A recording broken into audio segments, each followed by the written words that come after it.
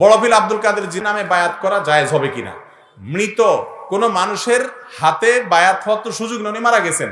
যদি এরকম বায়াতের সুযোগ থাকতো তাহলে মুহাম্মদুর রাসূলুল্লাহ সাল্লাল্লাহু আলাইহি সাল্লামের নামের উপরে কি হতো? বায়াত হতো। চিনেন আব্দুল কাদের জিলানী? চিনেন না? মনে হয় চিনেন না। চিনেন? পীরানে পীর বড় পীর আব্দুল কাদের জিলানী রহমতুল্লাহ আলাইহি।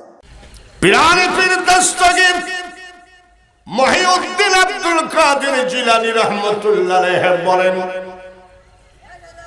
বেটারে মরা মানুষের গায়ে আঙ্গুল দিয়ে তোর নবী বলতো কুম্বি ইজনিল্লাহ তাজা হয়ে যেত, আর আমি আব্দুল কাদের তোর নবীর দোয়া লাগবে না, এই দেখ তাজা করতে পারি কিনা।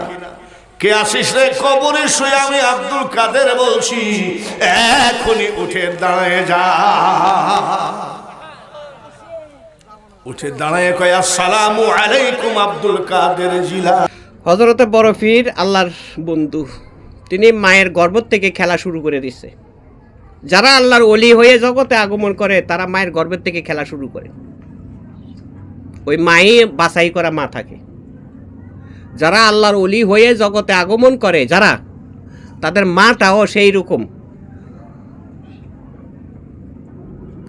লাখে একটা বাছাই করা নারী। হযরতে বড় পীর একটা মাহফিলে অবস্থান করলেন। সেই মাহফিলে হযরতে বড় পীরের কথা শোনার জন্যে দূর দূরান্ত থেকে মানুষ আসলো, ভক্তবিন্দুরা আসলো, অভক্তরা আসলো, যারা ভক্ত হয় না তারাও আসলো, সমাজ শরীয়তের লোকেরাও আসলো।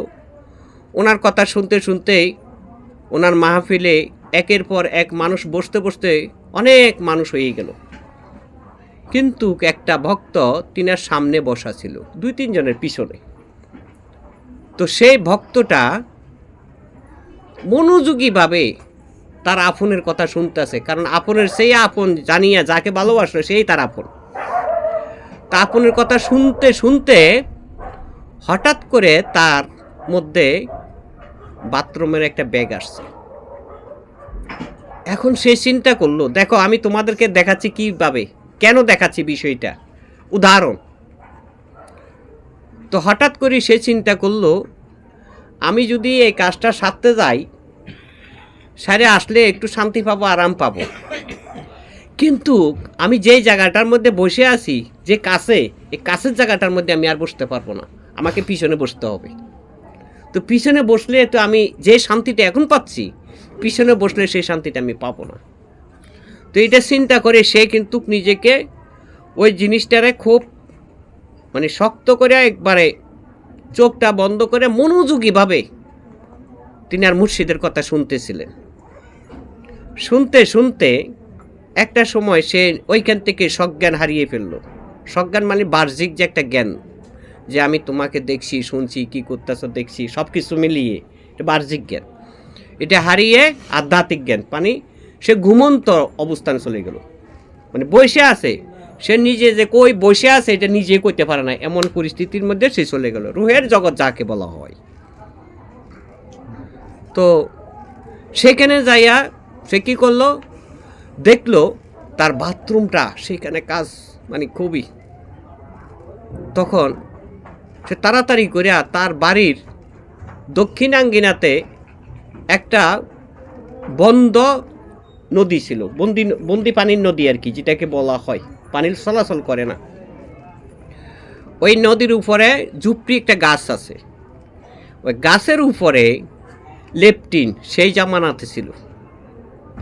তো সেইখানে সে লেপটিনে গেছে। লেপটিনে যে গেছে, তো লেপটিনে যাওয়ার সাথে যে তার পকেটে যে চাবি আছে, এই চাবিটা ওই গাছের একটা ঠুঙ্কার মধ্যে গাইটা রাখছে, চাবির যে করা আছে না, এটা গাইতে রাখছে। গাইটা সে লেপটিনে তার কাজ সারলো, সাইরা আবার বাড়ির দিকে রওনা করলো, একটু আরাম পাইলো। কিছুক্ষণ পরে চোখ মেলে দেখলো সে বড় পীরের সামনে বসা রইল, সে এখন কিন্তু আরাম। তো সারা রাত ওয়াজ শুনলো, কথাবার্তা শুনলো। সকাল হইলে পরে দিয়ে সে বাসায় গেল। বাসায় যখন গেছে, তার পাঞ্জাবি বা শার্টের পকেটে যে চাবিটা ছিল সেই চাবিটা খুঁজতেছে, চাবি পায় না। চাবি না পাইলে সে আসলো আবার দরবারে, চাবি ছাড়া তো আমি রুমে ঢুকতে পারবো না। দরবার আসলো, দরবারে এসে বললো যে আমি চাবি হারিয়ে ফেলছি, আমি চাবিটার জন্য তোমার চাবিটা কেন পরে নাই? তো বললো যে চাবি পরে নাই, কই পড়তে পারে, আমি তো কোথাও বসিও নাই। হঠাৎ করে নিজে নিজে চিন্তা করলো, আমি তো স্বপ্নে দেখছি বৈশা বৈশা অমুক জায়গাতে, আমি হেনে যাইয়া দেখি। এবার ওইখানে গেল, ওইখানে যাই দেখলো যে কি চাবিটা যেভাবে স্বপ্নেতে ঝুলানো ছিল সেভাবে ওইখানে ঝুলতেছে। তাতে এখানে বোঝানো হয়েছে তার দেহটা এখানে ছিল, কিন্তু তার মূল অংশটা আল্লাহ পাক রব্বুল আলামিন কুদরতিভাবে তাকে তার নির্দিষ্ট ঠিকানা নিয়ে লেফটেন্যান্ট হাজির করছে।